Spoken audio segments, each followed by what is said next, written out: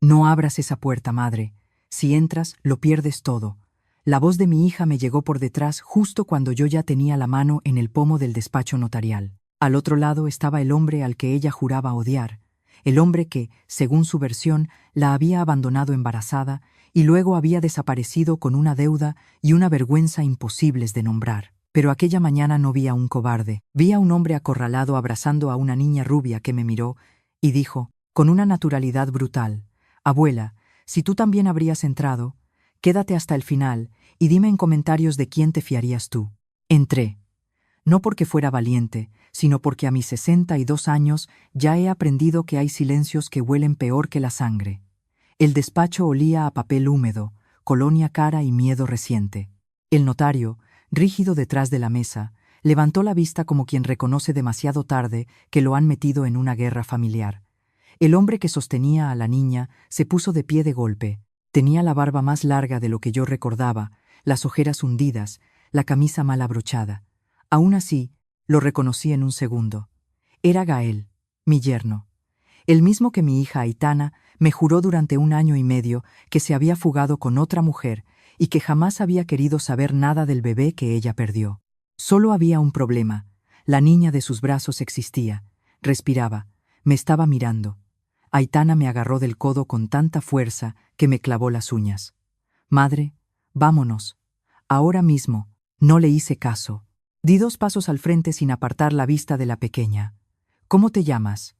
Gael cerró los ojos un instante, como si aquella pregunta fuera el fin de una resistencia larguísima. «Se llama Alba», dijo, ronco. «Tiene 2 años y 8 meses». La niña ladeó la cabeza, me estudió con una seriedad impropia de su edad y soltó. «Papá dice que tienes jardín con limones». Sentí un latigazo en el pecho. Mi jardín con limones en la casa de Valencia. Mi jardín. Aquello no era una invención improvisada. Yo existía en la vida de esa niña, aunque me hubieran borrado a mí del relato. Aitana dio un paso delante de mí. «No le escuches. Está enfermo. Lleva meses acosándome. Ha montado esto para sacarte dinero». Gael se rió, pero no como se ríe alguien que se burla, sino como se quiebra a alguien al que ya no le queda dignidad de sobra. «Claro. Por eso ha traído a un notario. Por eso quería que firmaras hoy la ampliación de poderes antes de que hablaras conmigo». El notario carraspeó, incómodo. Miré la carpeta abierta sobre la mesa. Mi nombre estaba en la primera página. Mi firma, reproducida. Una ampliación de representación societaria para que Aitana pudiera actuar en mi nombre en decisiones patrimoniales, venta de participaciones, gestión de inmuebles y movimientos extraordinarios en las cuentas del grupo Sanz Levante. Mi empresa. Mi vida entera. Giré muy despacio hacia mi hija. «¿Qué es esto?» Lo que ya habíamos hablado, dijo demasiado rápido. «El consejo necesita agilidad. Tú misma dijiste que estabas cansada». Cansada. Esa palabra llevaba meses persiguiéndome. Cansada por la mañana, aturdida al mediodía, torpe con cifras que yo antes veía de un vistazo, cansada hasta de sospechar. Mi directora financiera me había insinuado 2 veces que ciertos pagos no cuadraban. Mi médico de cabecera me había repetido que quizá debía bajar el ritmo. Aitana, siempre dulce, siempre impecable, siempre atenta, había sido quien más insistió en que yo delegara. «No es rendirse, mamá, es cuidarte». Y yo, que levanté una cadena de cocinas industriales y distribución hostelera desde un local de barrio en Ruzafa hasta contratos con media costa mediterránea, empecé a creer que tal vez sí, que mi cuerpo ya no daba para más. Pero Gael estaba allí. La niña estaba allí, y la mentira de mi hija acababa de desfondar el suelo bajo mis pies. «Nos vamos», repitió Aitana. Gael bajó a Alba al suelo, se arrodilló para dejarla junto a una silla y metió la mano en una carpeta azul que llevaba apretada contra el pecho. «No, ya no se va nadie sin que esta vez escuche usted las 2 versiones», lo dijo mirándome a mí, no a ella. Y yo supe, con una claridad que me dio vergüenza no haber tenido antes, que aquel hombre llevaba demasiado tiempo esperando exactamente ese momento. «Mi nombre es Inés Sanz. Durante 35 años convertí un servicio de comidas para colegios en uno de los grupos de abastecimiento más sólidos de la Comunidad Valenciana. Aprendí a detectar una carne pasada a 2 metros, una factura inflada a 3 páginas, una sonrisa falsa antes del segundo café. Pero fallé en la única inspección que más importaba, la de mi propia casa. Aitana era mi única hija. La tuve tarde, después de 2 abortos y un matrimonio que duró menos que mi empeño en salvarlo. Creció rodeada de ausencia y privilegio a partes iguales. Yo trabajaba demasiado. Compensaba con regalos, viajes, permisos, una defensa automática cada vez que alguien me sugería que la niña tenía una crueldad elegante, difícil de ver a tiempo porque siempre iba envuelta en modales perfectos. Cuando llevó a Gael a casa por primera vez, hace 4 años, sentí alivio. Él no era rico, ni brillante en el sentido exhibicionista que a ella le gustaba, ni pertenecía al circuito de apellidos que se repiten en los clubs náuticos y en las mesas buenas de los restaurantes de Madrid. Era ingeniero de sonido en una productora audiovisual de Valencia, hijo de una maestra jubilada de Albacete y de un ferroviario ya muerto. Tenía una forma tranquila de hablar, una paciencia rara, una mirada limpia.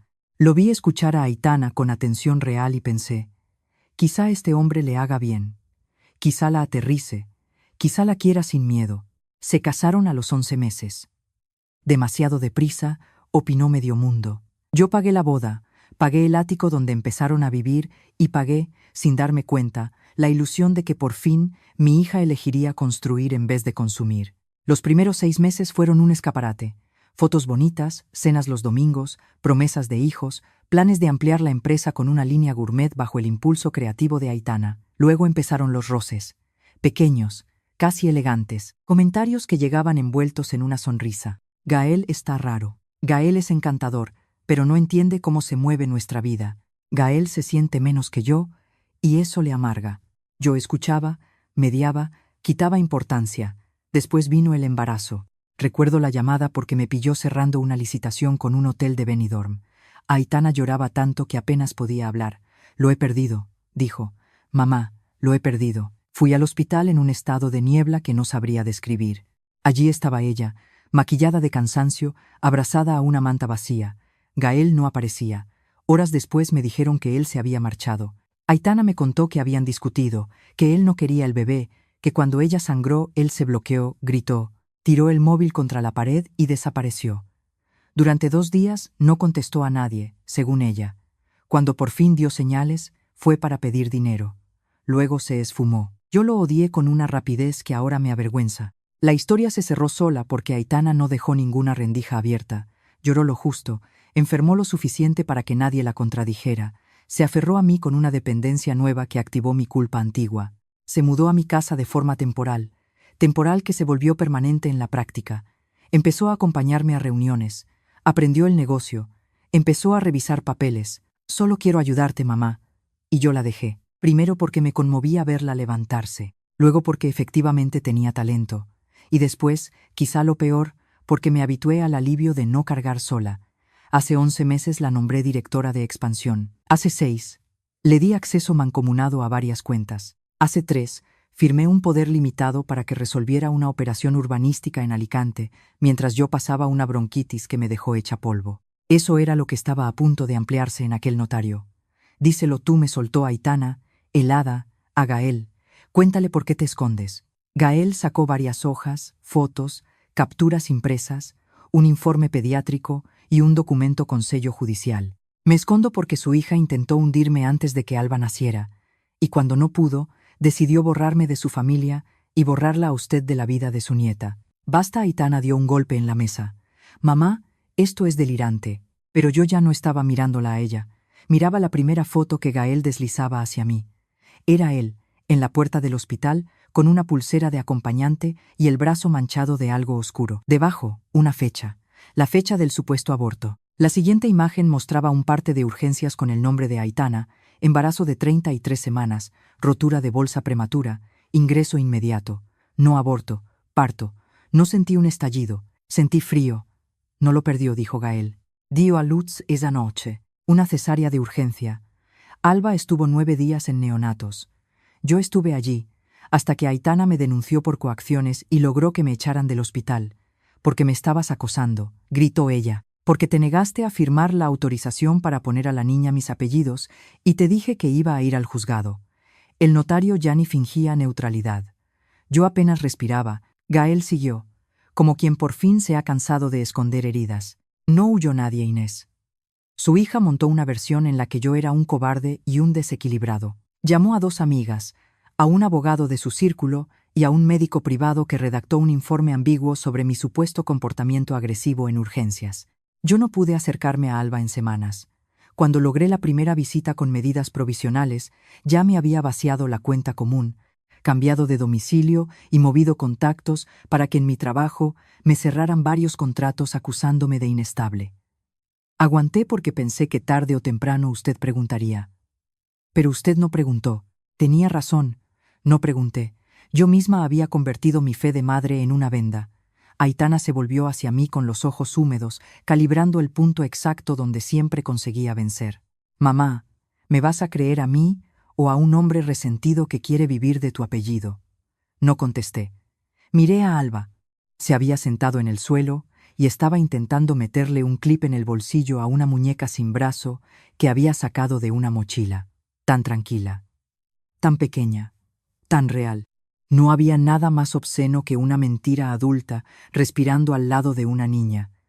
¿Por qué no me la enseñaste? Pregunté sin mirar a Aitana.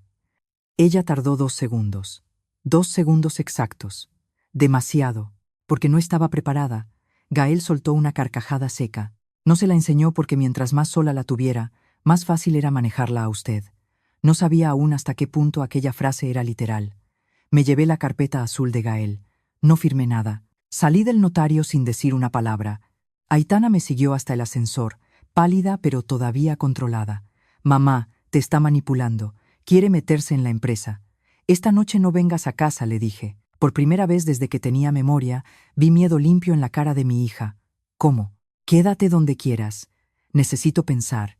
Esa es mi casa también. No respondí y me sorprendió mi propia voz. Esa casa la compré yo, la mantengo yo, y hoy no quiero verte dentro. Las puertas del ascensor se cerraron entre nosotras. En el espejo me vi 10 años mayor. No volví a casa. Fui directa al despacho de Beatriz Montfort, la única abogada a la que nunca le tembló el pulso para llevarme la contraria. La conocía desde la facultad, cuando las dos aún creíamos que la inteligencia servía para protegerse de la tristeza. Le solté la carpeta sobre la mesa. Leyó en silencio. Cada página le endurecía más la cara. Aquí hay 2 asuntos, dijo al fin. Uno de familia, muy feo, y otro que huele a patrimonial, quizá penal, si eso del poder notarial se cruza con movimientos raros. Mi financiera me insinuó cosas. Entonces deja de insinuar tú también y ponte a revisar. Salí de allí con una lista de tareas y una certeza. Si quería saber hasta dónde llegaba la mentira de Aitana, no podía preguntárselo a Aitana. Tenía que seguir el dinero, la medicación y las firmas. El dinero porque nunca miente del todo. La medicación porque yo llevaba meses sintiéndome extraña. Y las firmas porque en aquella carpeta del notario había algo peor que una emboscada familiar. Había prisa. La primera pieza cayó esa misma tarde. Llamé a Marisa Cuellar, mi directora financiera desde hacía 15 años. Una mujer seca, brillante y alérgica al drama. Ven a mi casa, me dijo, y no traigas el móvil del trabajo. Fui. Me recibió con café solo y una carpeta negra. No sabía cómo decirte esto sin que pareciera paranoia. Empezó, pero desde que Aitana entró en expansión, hay proveedores nuevos a los que se les paga rápido y caro por servicios mediocres. Consultorías, estudios de mercado, activaciones de marca, todo muy bonito en el papel, todo muy poco rentable en la realidad. ¿Cuánto? A ojo, casi 400.000 en 11 meses. Quizá más. Me quedé inmóvil. ¿Por qué no me lo dijiste así de claro? Marisa me sostuvo la mirada. Porque cada vez que intentaba acercarme, Aitana ya había hablado contigo primero. Y porque últimamente tú no eras tú, Inés. Olvidabas reuniones, me pedías 2 veces el mismo informe, firmabas sin leer el anexo. Pensé que estabas agotada o enferma. O peor, yo también había empezado a pensarlo. De hecho, la palabra demencia había rozado mi cabeza 2 mañanas, muy deprisa, con ese terror mudo que te da vergüenza pronunciar. Le conté lo del notario. No todo, solo lo suficiente. Marisa no pestañeó. Hay más. 2 transferencias salieron de la matriz a una sociedad de Barcelona llamada Nexo Brava. La administradora es una tal Julia Costa. No conocía ese nombre. O creí no conocerlo hasta que ella me enseñó una foto descargada del registro mercantil. Entonces sí. Julia Costa, 35 años, consultora de marca. Pelo corto, sonrisa afilada, presencia constante en los eventos a los que Aitana empezó a ir cuando supuestamente estaba rehaciendo su vida tras la tragedia del embarazo perdido. Una amiga muy lista, así me la presentó. La vi 3 veces en mi casa. 2 de ellas, curiosamente, coincidieron con noches en que Aitana terminó durmiendo fuera. Una amante, una socia, o las 2 cosas. Cuando llegué a mi casa ya era de noche. El chofer me preguntó si quería que esperara. Le dije que no. Subí sola. La cocina estaba impecable, el salón demasiado ordenado. En la encimera, junto al frutero, estaba la caja de infusiones funcionales que Aitana me preparaba cada mañana para dormir mejor y pensar más claro. No la toqué. Fui al baño, abrí el armario donde guardábamos suplementos y encontré un bote de cápsulas para regulación cognitiva que yo juraría no haber comprado nunca. Saqué 2 fotos. Me guardé el frasco en el bolso y llamé a un viejo amigo de mi exmarido, el doctor Octavio Ferrer, toxicólogo del Clínico de Valencia. A las 9:30 de la mañana siguiente estaba en su consulta privada. Le conté mis síntomas sin adornos: niebla mental, somnolencia intermitente, manos torpes, una especie de bruma después del desayuno que desaparecía al anochecer. Me escuchó con la misma cara con la que un cirujano palpa un bulto antes de decir la palabra que nadie quiere oír. ¿Quién te da esto?, preguntó al ver el frasco. Mi hija. No hubo compasión en su mirada, hubo profesionalidad, que a veces es mejor. Lo analizaré. Y desde hoy no vuelvas a tomar nada que no abras tú. Las siguientes 48 horas se abrieron como una grieta. Beatriz movió sus contactos en un juzgado de familia para revisar el expediente de Gael. Encontró denuncias cruzadas, medidas provisionales, cambios extraños de relato, informes médicos de parte y una serie de retrasos procesales tan convenientes para Aitana que olían a influencia. Marisa empezó una auditoría discreta con un equipo externo. Yo revisé con un notario distinto todos los poderes que había firmado en los últimos 3 años. Había uno alterado con una cláusula de prórroga automática que jamás acepté conscientemente, legalmente discutible, pero lo bastante ambigua para meternos en un problema si no la revocábamos de inmediato. Revocamos todo. Aitana me llamó 17 veces ese día. No respondí.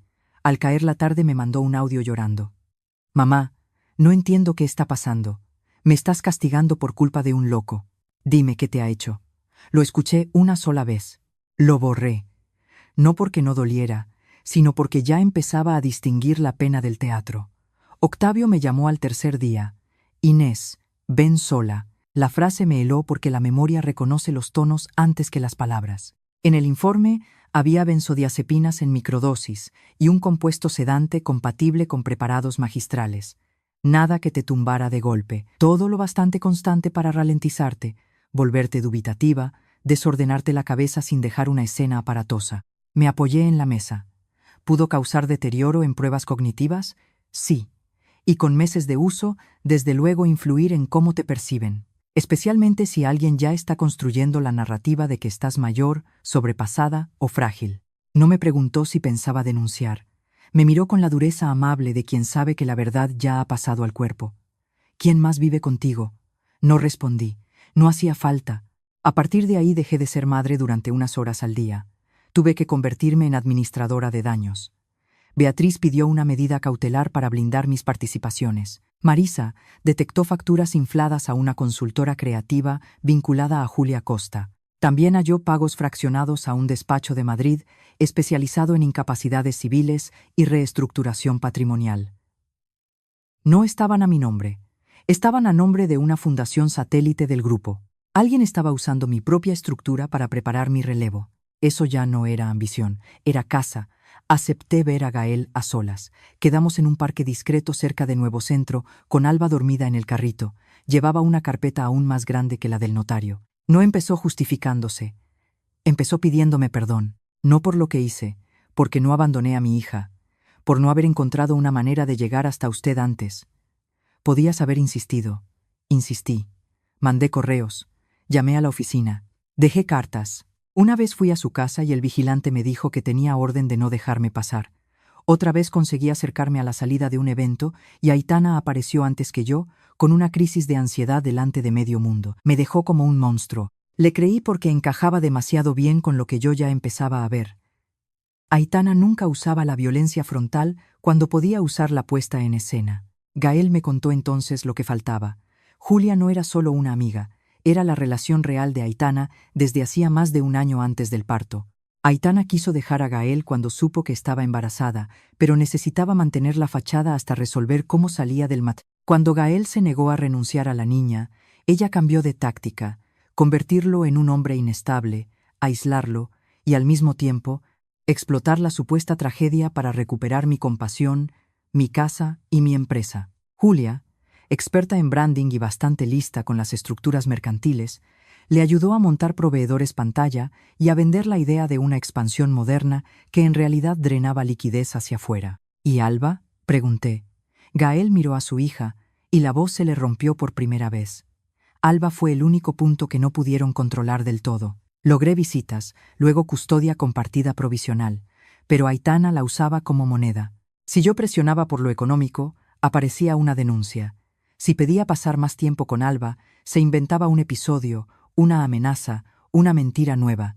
He vivido con miedo de que un día consiguiera apartarme del todo. Y cuando supe que quería firmarle a usted esa ampliación de poderes, entendí que si no intervenía ya, después sería tarde para todos. No me pidió dinero, no me pidió venganza, me pidió una sola cosa: no deje que vuelva a contar la historia sola. Me llevé esa frase puesta como un hierro. Aitana apareció al cuarto día en la sede central sin cita. Entró en mi despacho con un vestido blanco, una coleta tirante y los ojos rojos de llorar lo justo. ¿Ya te has divertido? Levanté la vista del informe de auditoría. Cierra la puerta. La cerró. Te doy una última oportunidad para decirme la verdad, le dije. Su cara cambió apenas 1 milímetro. Ahí estaba la niña que de pequeña rompía el jarrón y preguntaba quién había sido. La verdad es que Gael te está usando para vengarse. ¿Pariste a Alba? Silencio. Respóndeme. Sí. ¿Por qué me dijiste que la habías perdido? Me sostuvo la mirada. Ni una lágrima, ni un temblor. Porque si te decía que había nacido, te ibas a poner de su parte. Noté como algo dentro de mí terminaba de morir. Era tu hija. Y tú eras mi madre, espetó de golpe. Pero siempre has sido primero empresaria, luego juez y luego madre. Yo sabía perfectamente que en cuanto vieras a Gael con un bebé en brazos, ibas a leer ternura, estabilidad, sacrificio. Yo acababa de pasar un embarazo infernal, estaba atrapada en una vida que no quería, y tú llevabas años admirando más a cualquier desconocido funcional que a mí. Así que me mentiste. Me aseguré de no perderlo todo. ¿Mi nieta también entraba en todo? Aitana apartó la vista. Fue suficiente. Quise que se marchara inmediatamente. Quise gritar. Quise agarrarla por los hombros y exigirle una explicación que volviera humana su monstruosidad. Pero entonces vi sobre la mesa el dossier abierto de Nexo Brava. Y entendí que si la echaba en ese momento sin tener amarradas las pruebas, lo escondería todo. Le cambié el tono. Siéntate. Ella frunció el ceño. ¿Qué? Siéntate, Aitana. Vamos a hablar como adultas. Lo hizo, desconfiada. Yo ya había aprendido algo crucial de ella. Cuando cree que puede ganar, se queda. Le ofrecí agua. No bebió. He revocado el poder. Pero no voy a destruir tu carrera. Por un error de juicio mentí, con la voz más cansada que encontré. Estoy enfadada, sí, y necesito entender el tema de Gael. Pero sobre la empresa, quizá podamos reconducirlo.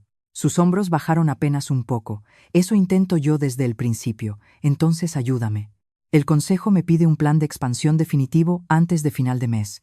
Quiero revisar contigo todos los proveedores, especialmente los creativos. Julia incluida. Ahí sí hubo una microexpresión. Rápida. El nombre cayó donde debía. Perfecto, dijo. Podemos hacerlo juntas. Cuando salió, llamé a Beatriz. La tengo todavía confiada. Entonces no la asustes más. Quiero una reunión. Grande, con todos. ¿Estás segura? No. Pero si espero, me vacían lo poco que queda y me dejan como una senil resentida. Los 7 días siguientes fueron de una tensión silenciosa que a veces me cortaba el hambre. Dormía mal, comía peor, pero la bruma desaparecía desde que dejé de tomar lo que Aitana me daba. Ese detalle, tan físico, me llenaba de una rabia limpia. No era imaginación. No era edad. Me estaban haciendo más pequeña desde dentro. Marisa y el equipo externo encontraron la cifra real. Entre consultorías fantasma, sobrecostes, campañas jamás ejecutadas y pagos triangulados, el desvío superaba los 720.000 euros. Además, El despacho de incapacidades civiles había preparado borradores para solicitar una evaluación integral de mi capacidad de obrar basándose en episodios de desorientación, olvidos reiterados y fatiga incompatible con la gestión de alto nivel. 2 testimonios de apoyo provenían de empleados subalternos ascendidos recientemente por recomendación de Aitana. Mi propia empresa estaba siendo convertida en escenario del relato de mi decadencia. Julia Costa apareció por fin en la auditoría con la naturalidad de quien cree dominar el decorado. Entró en una reunión de branding como si nada y empezó a exponer métricas inventadas con un aplomo precioso. Yo la observé desde el fondo de la sala. Inteligente, elegante, letal. Una clase de persona que confunde siempre la sofisticación con la inmunidad. Al salir, pedía seguridad las grabaciones de entradas y salidas de los últimos 6 meses. Su tarjeta de visitante aparecía más veces de las declaradas. En 2 ocasiones había entrado por parking privado usando una autorización temporal emitida desde el perfil de Aitana. No necesitaba ya entender el triángulo sentimental, necesitaba cerrarlo encima de ellas. Convocamos la reunión decisiva para un lunes a las 10 en la sala del consejo de la sede de Paterna.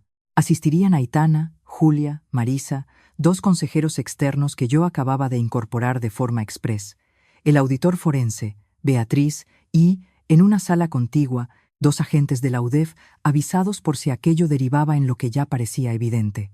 También cité a Gael, pero no para entrar. Quería que estuviera cerca por si necesitábamos acreditar de inmediato el contexto familiar en varias piezas del expediente. El domingo por la noche Aitana cenó en casa conmigo. Hizo pasta con almejas, como cuando era adolescente y quería que la perdonara por algo. Habló de trivialidades. Del calor raro de octubre, de una chef famosa que quería colaborar con la marca, de lo bien que le vendría a la empresa un relato más joven.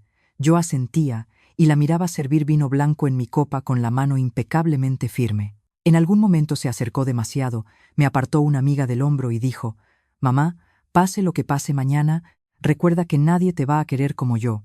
Casi me da náusea, no por crueldad, sino por la lucidez que me produjo entender que quizá ella lo creía, que en su cabeza querer y poseer llevaban años confundidos. No bebí el vino. A las 10 en punto del lunes, Aitana y Julia entraron juntas. La imagen era perfecta. 2 mujeres pulidas, modernas, poderosas. Podrían haber vendido el futuro de cualquier compañía ante un auditorio de inversores. Precisamente por eso el golpe tenía que caer con precisión y no con gritos. Esperé a que se sentaran. No hubo café, no hubo cortesías. He pedido esta reunión para revisar incidencias graves detectadas en la auditoría extraordinaria en PC. Aitana cruzó una pierna sobre otra con una calma ensayada. «Claro, mamá». Marisa distribuyó carpetas. Julia hojeó la suya y sonrió apenas. «Supongo que esto es sobre eficiencia en campañas». «Supón menos», le dijo Marisa, sin levantar la voz. Fui punto por punto. Facturas infladas, proveedores vinculados, servicios inexistentes, accesos irregulares, borradores de incapacitación civil. La sala se volvió densa, eléctrica. Aitana no se alteró hasta que mencioné el análisis toxicológico. Entonces sí me miró de verdad. Eso ya es delirante. Saqué el informe de Octavio y lo dejé frente a ella. Lo delirante fue medicar a tu madre para volverla dudosa y después presentarte como su salvación. Julia intervino por primera vez con frialdad quirúrgica. No puedes probar que Inés tomara nada por indicación de nadie. Puedo probar que el preparado fue encargado a una farmacia de formulación magistral por una sociedad vinculada a Nexo Brava y retirado por una persona autorizada con iniciales AS. Aitana palideció. Julia no. Julia pensó. Siempre pensaba antes de respirar. Las iniciales pueden corresponder a 1000 personas. También puedo probar, siguió Beatriz entrando al fin, en escena que ustedes preparaban una solicitud de apoyo judicial reforzado para la señora Sanz usando informes inducidos y testimonios captados bajo relación dependencia. Aitana se levantó. Esto es una encerrona. Siéntate, dije. No me obedeció. Dio un paso atrás, mirando la puerta. Entonces abrió la segunda carpeta que llevaba y la lanzó sobre la mesa. ¿Quieres verdad? Vamos con verdad. Tu empresa se estaba hundiendo. Tú estabas cansada, lenta, anticuada. Yo iba a salvarla, robando, reordenando, drogándome, controlando daños. No fue un desliz, fue una confesión con maquillaje semántico. El auditor dejó de escribir. Julia giró la cabeza hacia Aitana con un asco brevísimo. La clase de asco que siente un socio cuando el otro comete el error de hablar demasiado. Aitana dijo en voz baja: «Cállate». Pero mi hija ya estaba lanzada, y yo supe que por primera vez no actuaba para mí. Actuaba para sí misma, para sostener la fantasía de que todo aquello tenía una lógica superior. Gael te iba a quitar a Alba y tú me ibas a quitar la empresa, soltó. Siempre ha sido así contigo. Si alguien no cumple tu ideal de equilibrio y sacrificio, lo reemplazas. Yo no iba a quedarme mirando. Era tu hija, repetí, porque no había otra frase más verdadera. Era mi palanca de debilidad frente a él. Si se la entregaba, me ataba para siempre. Se hizo un silencio tan hondo que pude oír el zumbido del aire acondicionado. Julia cerró la carpeta con cuidado. Voy a pedir que se suspenda esta reunión. Todo lo aquí dicho carece de garantías si pretende tener consecuencias penales. Ya las tiene, respondió una voz desde la puerta. Los agentes entraron con esa sobriedad administrativa que vuelve más real cualquier derrumbe. No hubo escena aparatosa, no hizo falta. Cuando les mostraron la orden de requerimiento de documentación y la apertura de diligencias, Aitana me buscó con la mirada, como si aún esperara que yo detuviera el mundo. Mamá, nada me ha dolido tanto como no moverme. Julia intentó recomponerse rápido. Esto no demuestra autoría. Demuestra bastante para empezar, dijo Beatriz, y sobra para apartarlas de toda función de gestión desde este instante. Marisa, impecable, deslizó 2 sobres sobre la mesa. Cese inmediato. Revocación de accesos. Prohibición de extracción documental. La precisión administrativa a veces es la forma más fría de la justicia. Aitana no lloró hasta que entendió que yo no iba a protegerla. Entonces sí, pero no como una niña rota, como una estratega que acaba de perder cobertura. No puedes hacerme esto. No. Tú llevas meses haciéndomelo a mí. Se la llevaron a una sala aparte para la primera toma de declaración. Julia pidió llamar a su abogado. El consejo firmó las medidas urgentes. Yo me quedé sentada mientras la sala se vaciaba poco a poco. Tenía las manos heladas y la espalda tensa. No sentía victoria. Sentía una clase de luto seco. Gael entró cuando ya casi no quedaba nadie. No preguntó detalles. Me vio la cara y entendió suficiente. ¿Y ahora? Miré por la cristalera el aparcamiento donde Aitana fumaba con manos temblorosas, custodiada por una agente. Ahora empieza lo largo. Y fue largo. Los meses posteriores no tuvieron el brillo cinematográfico de la caída. Tuvieron juzgados, peritos, titulares contenidos en prensa económica, llamadas venenosas de personas que querían saber sin parecer que querían saber, y una soledad rara de la que nadie te previene. Porque cuando estalla un escándalo familiar con dinero de por medio, todo el mundo opina desde la distancia higiénica de quien no tiene que sentarse luego a cenar con los restos.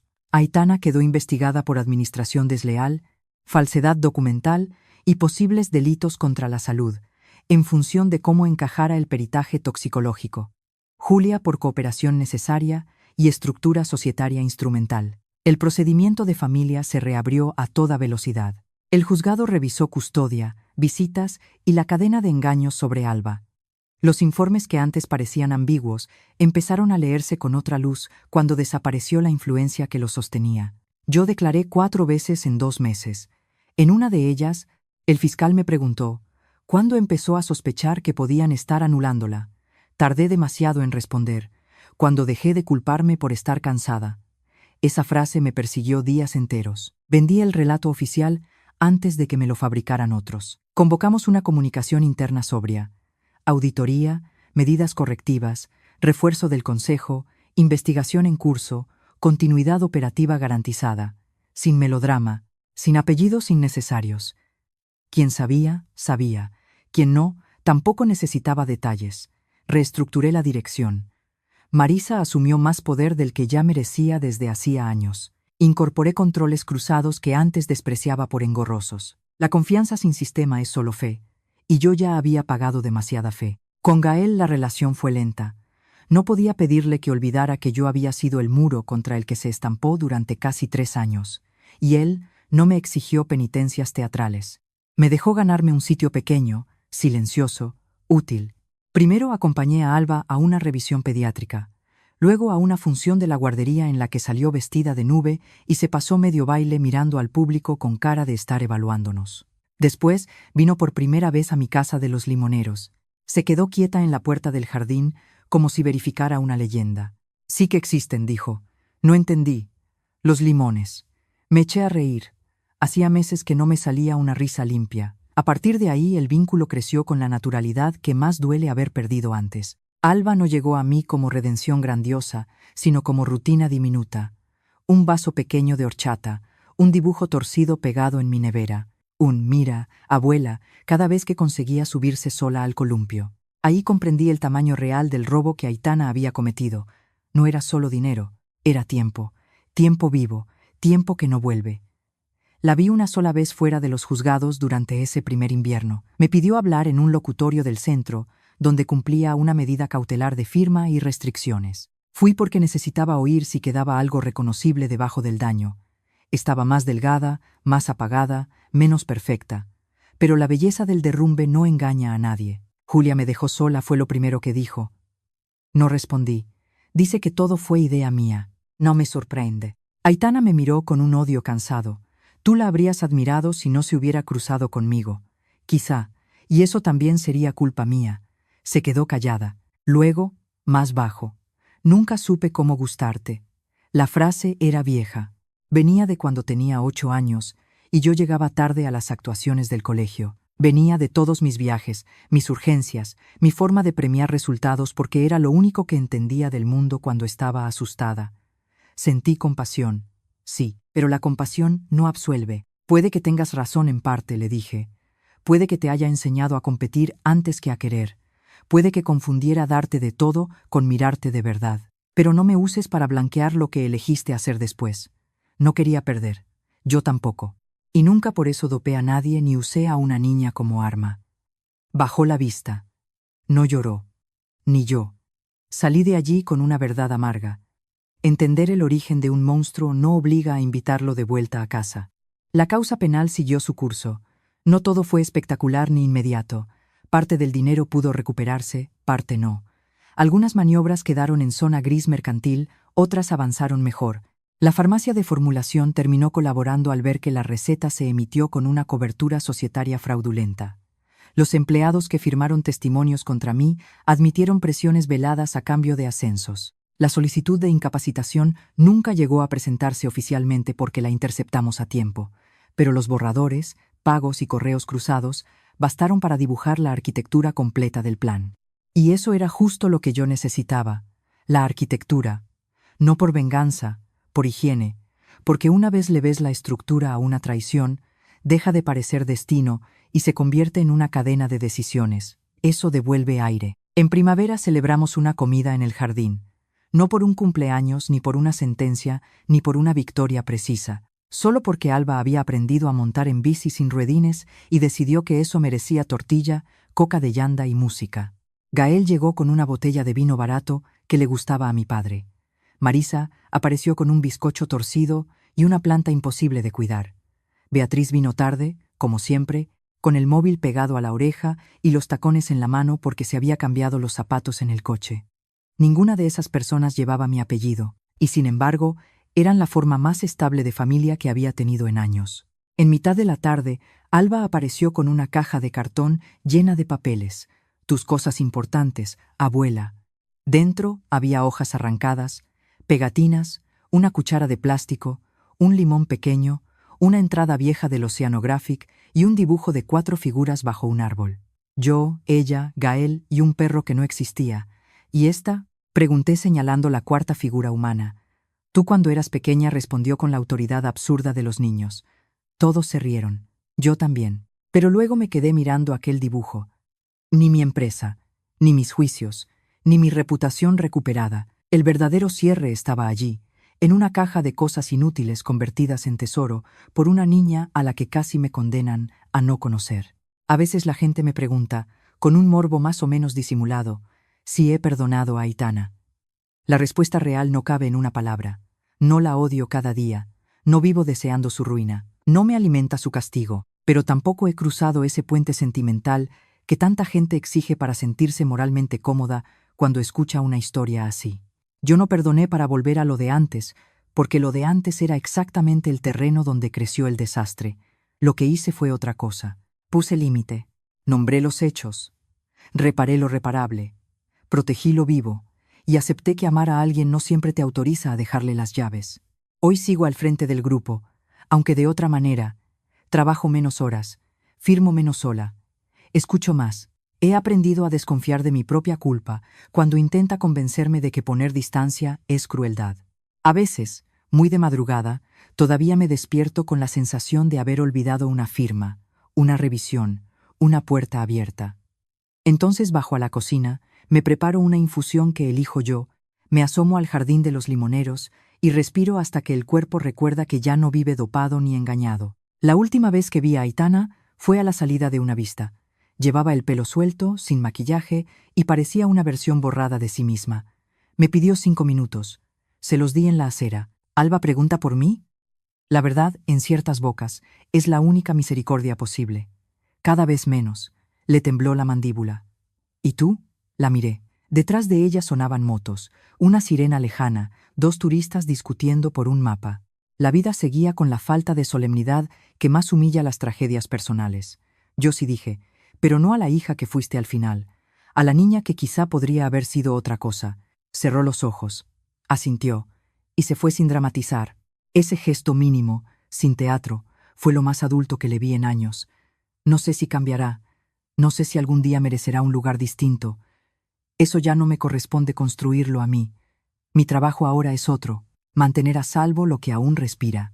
No repetir el error de llamar amor a la ceguera, no volver a regalar autoridad a quien confunde cercanía con acceso total. Hay historias en las que el golpe más grande es una traición amorosa. En la mía no. En la mía lo insoportable fue descubrir que la persona a la que más defendí era precisamente la que llevaba meses cerrando las patas de mi mesa mientras me besaba la frente antes de dormir.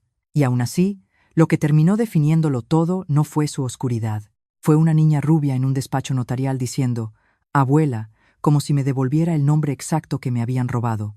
Esa fue mi verdadera herencia, no la empresa, no las propiedades, no el apellido. La posibilidad de volver a mirar de frente sin necesitar mentirme para sostener a nadie. Si esta historia te removió algo, déjamelo en comentarios y suscríbete. Aquí siempre pagamos el drama con verdad.